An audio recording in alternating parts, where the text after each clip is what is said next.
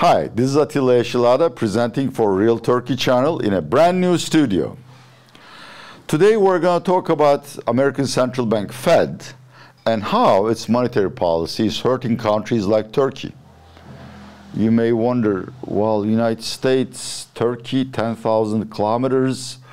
United States uses the dollar, Turkey uses the Turkish lira. What may be the connection? Aha! This is what I'm going to explain to you today. But first of all, a shout to our content partner, Ekonomi, which graciously lent me the studio and sound system and is also editing this video. If you know Turkish, you gotta watch Ekonomi videos, the premier economy and finance YouTube channel in Turkey. Okay, Fed monetary policy, how it hurts Turkey, and more broadly, most of the emerging nations, emerging markets. So this content is divided into three parts. First, what is it that Fed is trying to do, how long it will take, and what will be the impact on the American economy. Two, how is Fed's monetary policy echoing around the world? It's called the transmission mechanism.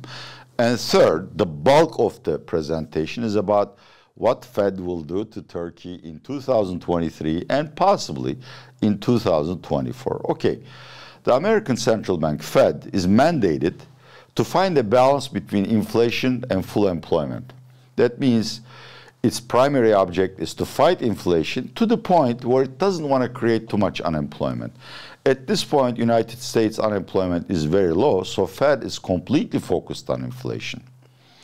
Fed's objective is to bring down inflation, that is trend inflation, to 2% per annum, or to make sure that it is firmly headed in that direction, in the direction of 2%, and it will never come back. And it uses two tools to achieve this objective. First, to raise interest rates to slow down domestic demand. Two, reduce its balance sheet, that is, to sell the bills and bonds in its balance sheet and absorb the excess dollars from the market, which also works like monetary tightening or increasing the interest rate. Now, how long will Fed pursue this policy? Now, there's a disagreement between me and the futures markets. According to futures markets, and to a lot of investors, to the extent I can read their views, Fed is going to conduct monetary tightening until the end of the first half of 2023, and in the second half, we're going to see rate cuts again. That's what the futures market tell us. They expect at least one rate cut in the second half of 2023. I completely disagree with that as an economist, simply because American inflation is becoming entrenched. In other words, the problem is not the headline inflation, 8.5%, 9%, or producer price index, or even the core index, but the fact that the agents in the economy are starting to expect high inflation to prevail in the future, maybe 5 years in the future, 10 years in the future. This is called stickiness in inflation expectations. And it is like, you know, if a central bank fears something, well, two things. First, deflation, which is not the subject of this video. Second, sticky inflation expectations.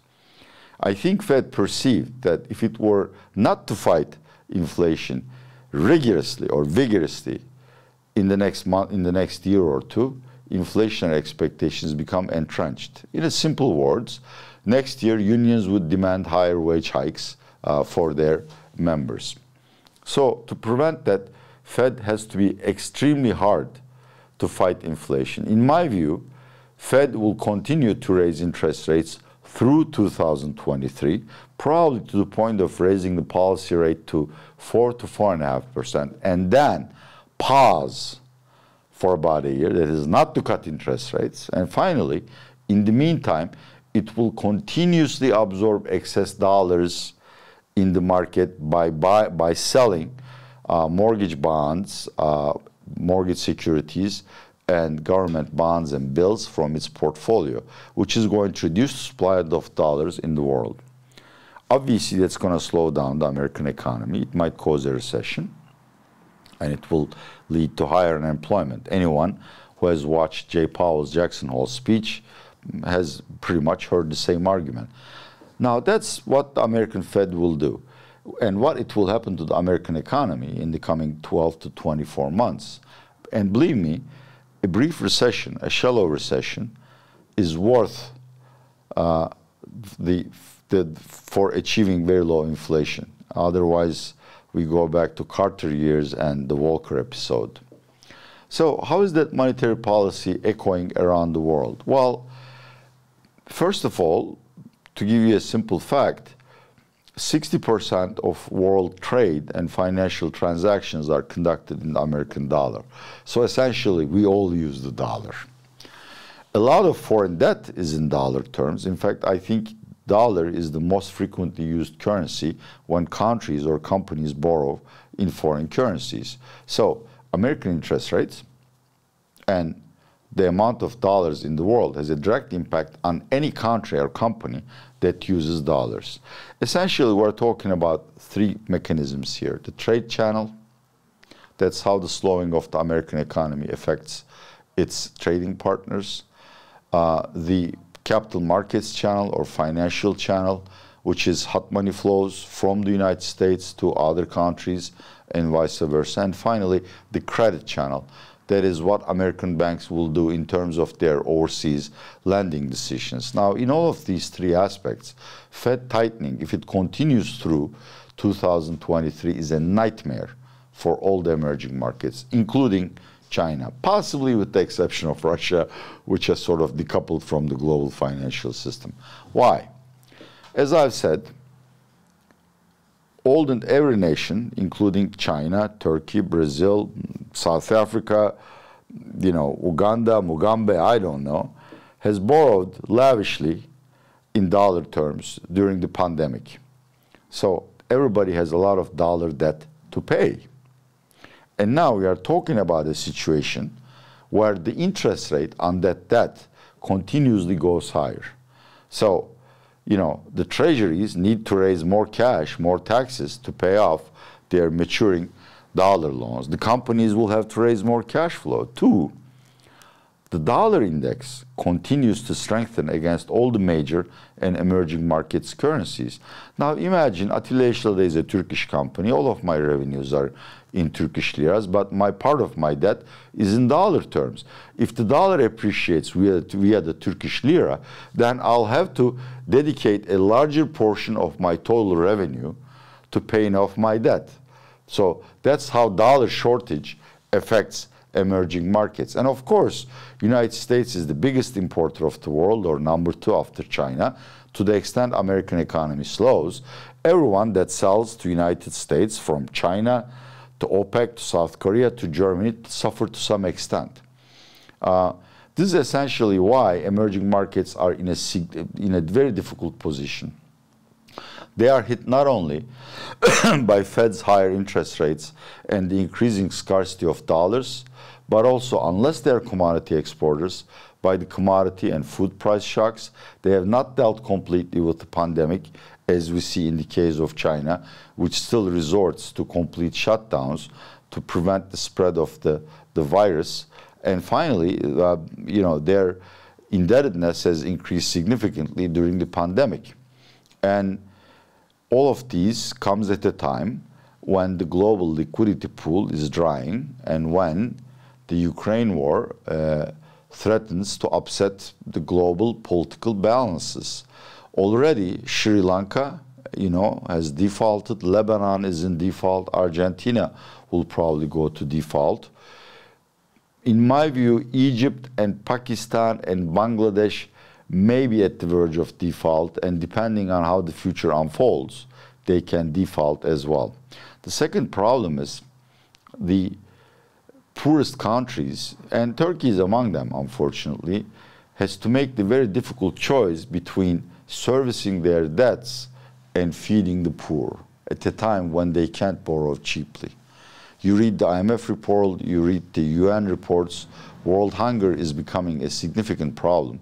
In the winter, another 200 million people fall below the poverty or even the starvation line. So this is why I don't think the emerging markets are going to shine in the next 2 years. And in fact, we may see a complete shakeout with weaker emerging countries defaulting on their foreign loans, with thousands of indebted companies in emerging markets not being able to pay off their maturing loans or their debt.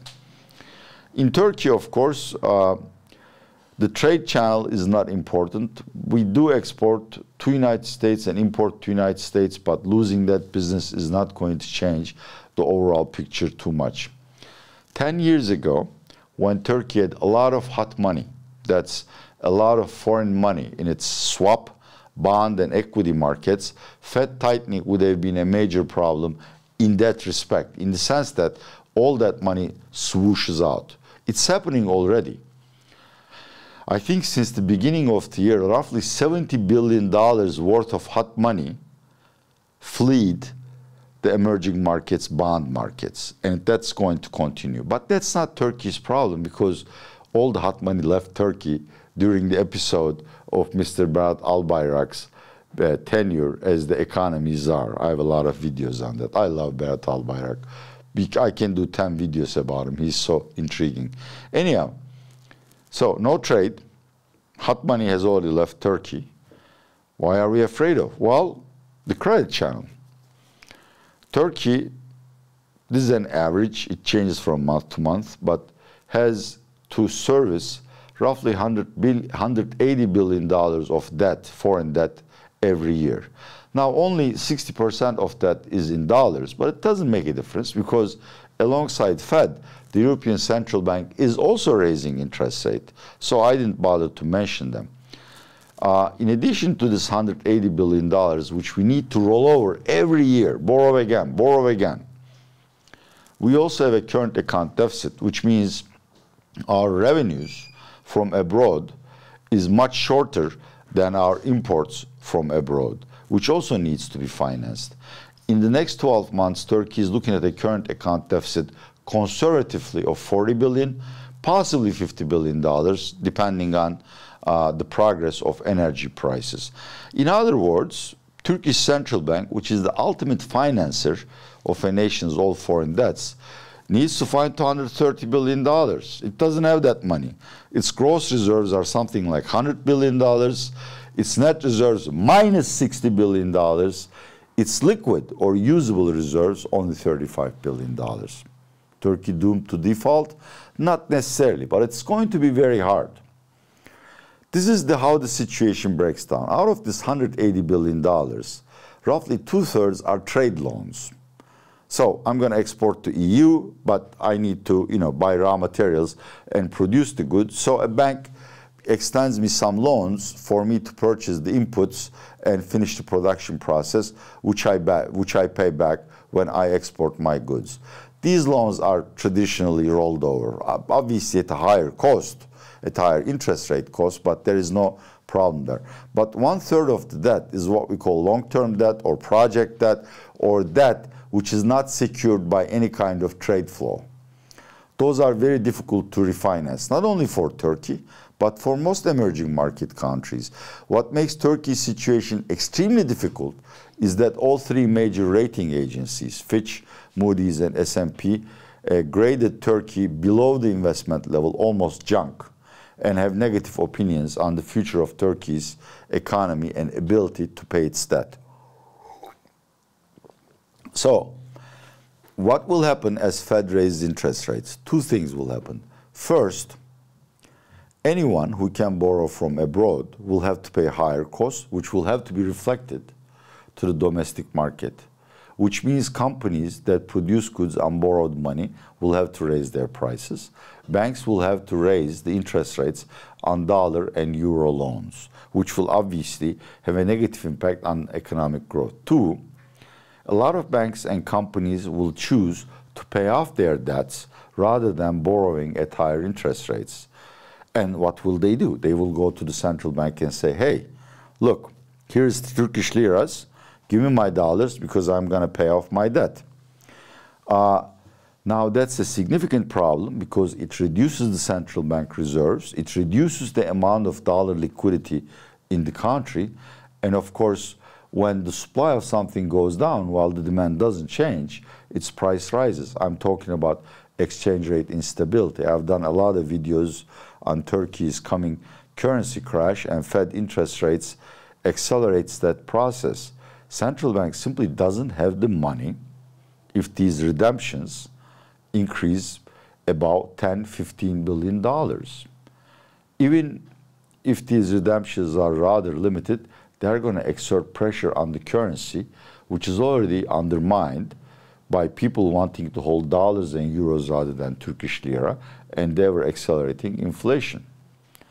A lot of Turkish banks would not want to renew their loans. Some of the Turkish companies which have foreign debt may default. At the end, Turkey's liquidity pool will shrink and the economy will suffer. In the worst case scenarios where energy prices rise and Fed raises interest rate above and beyond what's being currently expected by me at the very least, Turkey may have a currency crisis, which means the central bank simply doesn't have the money to pay Turkey's dollar and euro obligations, so it declares a payment pause, a moratorium. It's going to be a tough winter for Turkey, and my next video is probably going to be the global debt problem and how Turkey figures in the overall picture. Thank you very much for watching Real Turkey channel. This is Atilla YEŞİLADA. Once again, I want to thank Mesele Ekonomi for lending their studio to me, and have a good day.